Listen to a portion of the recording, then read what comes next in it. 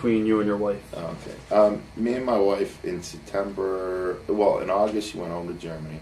You know, and I mean, the marriage was never where I was sleeping around, nothing.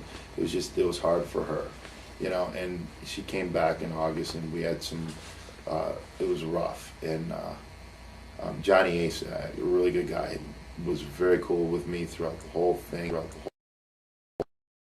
ever needed a weekend off, he'd give it to me, you know. A really good person, and very hard worker. But anyways, so in September, we filed for divorce, and I'll never forget my daughter. She was under 2, and she didn't understand what she was doing. But when I was signing the paper, she comes up and she's screaming, "No, no, no," and trying to grab the paper, and it fucking crushed my heart, man.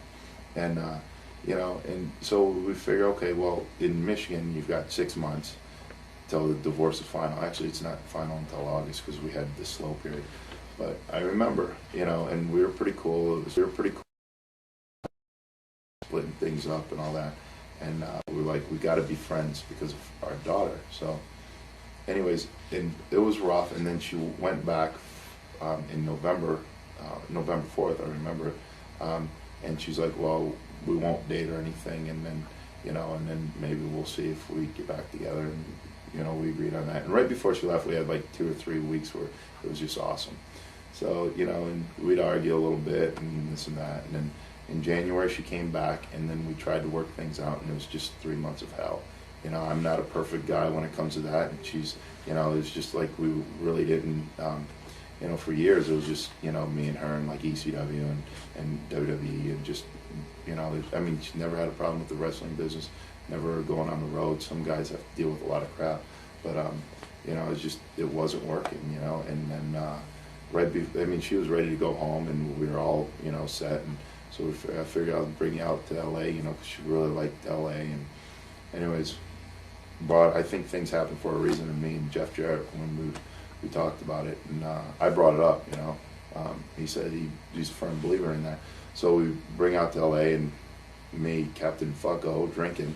I don't get violent when I drink. It was just all that pressure on me, you know, and just, you know, it's like what I had to deal with and what I would throw up in my wife's face is because technically I don't have to let the child leave. They've got to live within 100 miles, and they can't leave the state unless it's okay with me. So I tell my wife, it's like, one day it's like, okay, it's better for my child if you and her live in Germany, you're around your family, your friends, they all love her, it'd be a better environment. If you're over here, then it's just, you have nobody. I see my daughter 3 days a week. We're arguing, doing things just to spite each other. So one minute it's like, okay, go over there. The next minute it's like, fuck you, why should I suffer and not see my child? So I knew it's better for her over there, but it's just like, that was what the biggest thing that I had to, you know, it's like let go, and, you know, and you know, and it was so fucking hard on me. And then just with drinking a lot, and then, which I actually got it under control in January, but that night I drank. Anyways, and it was just like, and then she gave me attitude for something so stupid and mild, you know, but I let it escalate, you know, and I wasn't thinking, it was just like that. And then we got in an argument. I grabbed her arm, I remember that, and then and she pulled away, and Dreamer was holding me back, and I'm like, I was just so mad, and I was, you know, I talk a lot of shit, you know, when we argued, and I remember grabbing the flower pot and fucking chucking it, and Dreamer goes, why the fuck did you do that? He goes, impressive, but why did you do that? I don't fucking care, you know, and I was mad, you know, and it was very unprofessional of me, and if I was Vince, I would have fired me too. And the cool thing about it is, you know, because she was going back anyways, it's not like that happens, we get a divorce. Right. So, but anyways, I mean, we get along now great, we're good friends, you know, and she's got her own little place over there, and went and see my daughter for a couple, 2 weeks ago, I was over there for a couple weeks. Just a blast, you know.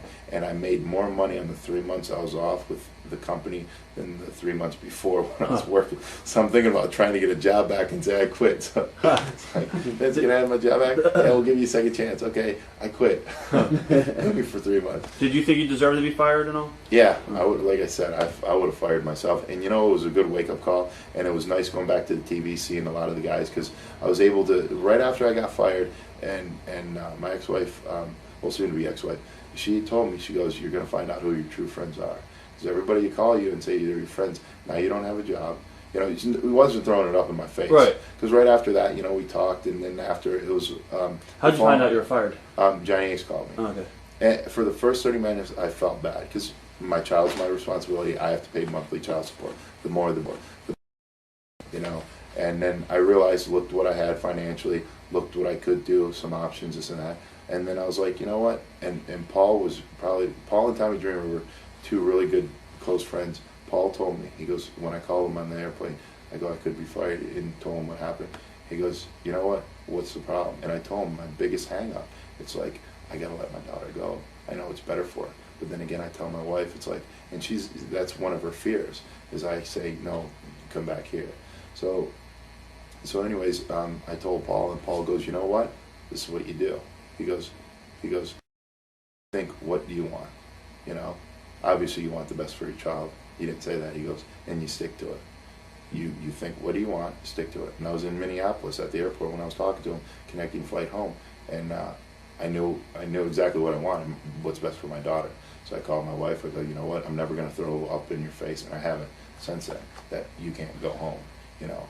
So, and that was really good advice. And then he gave me more advice, saying, you know what? You know, just get ready. You know, don't put out any feelers. Collect a paycheck for 3 months. Get in good shape.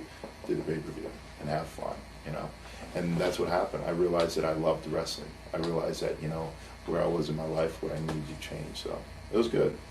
Now, when you went back, how different was it when you went back for the TVs? Everyone received you good? Oh yeah. So everybody called me. Actually, the one person I called was Benoit, and he called me back. He's like, and I know Chris. He gets, you know, you want to call someone, but you know, you're just so tied up every time you think about it, you can't, you know, because you don't have your phone or you're busy. And he called me right back. He goes, I've been putting it off. I'm sorry, this and that. And Chris is a really good person. But anyways, like, you know, I got along with Eric Bischoff. I never worked for him in ECW. I heard he was an asshole prick. Right. But he's always treated me cool. We roomed in Hawaii together, which... you and Eric? Yeah, because we were only there for a few hours. He opens the door, I blow past him, jump on the bed. I go, mine. All mine. This half is mine. No, we were joking around about that. And I mean, we were actually, I went and worked out and stuff, but we were actually watching TV a little bit, just shooting the shit about WCW and the business and how he came up with certain things. And, you know, and I felt like I let a lot of people I worked with down with the whole thing, you know, and I talked to him a little bit, and he's like, sounds like you're coming out of this a better person, you know, with being fired and all that, when I seen the guys at the TV. So it was nice to see all the boys. And you know, was it awkward seeing management like Vince and Johnny Ace? Vince was the only person awkward, because it's like, what do I say to him? Right. You know? I mean, right after I was released, I wrote a letter, Johnny gave it to him, and then I didn't see Johnny, but I talked to him a couple times over the phone. But everybody said it seems like you've come out of this a better person. Did anyone ever refuse to take the gore at all, or no? No, not that I remember. When you went back to do the One Night Stand pay-per-view, when did you find out that you were actually booked for the show? I was booked before, and when Johnny Ace told me that it was the Friday after the Monday. It was the Friday after the WrestleMania that I was released. He goes, you can still go down to Puerto Rico, which I was booked with Jeff and Jeff and some TNA guys. So, you know, which Jeff was ripping me about the whole flower plant incident, but which was funny. At the hotel, they go, we need a credit card for incidentals. Right. I go, yeah, because I always say this, like if I do something with, you know, WWE and they pick up the thing, they get a credit card for incidentals. I go, yeah, you know, I'm going to bust everything up. And Jeff goes, I thought it was behind you. Let's move towards you. And I laughed. That's awesome. But, yeah, so, and Johnny told me, he goes, you can still go do Puerto Rico, and then we still want to use you for the ECW pay-per-view. I go, okay, you know, and then we'll pay you for the 3 months. So, you know, so once they booked me way before the WrestleMania incident in the flower pot, and right. That's going to be our new finish. No, and actually, if you said anybody refused to kick out or to take the gore, no. But Razor come up to me, he goes, I got to learn how to take that finish so I can kick out of it. No, I'm kidding. He didn't say that, but I heard he says that to a lot of guys. So, what are your thoughts on your match with Sabu from that show? I liked it. It was short, you know. fucking around with Dreamer a lot. Dreamer's hilarious, but he goes, "Yeah, you guys only have 7 minutes for your match," and I go, "Well, you know what? It's live. What are they gonna do? I can take whatever time I want. You know, it's like, what are they gonna do? Fire me?" So.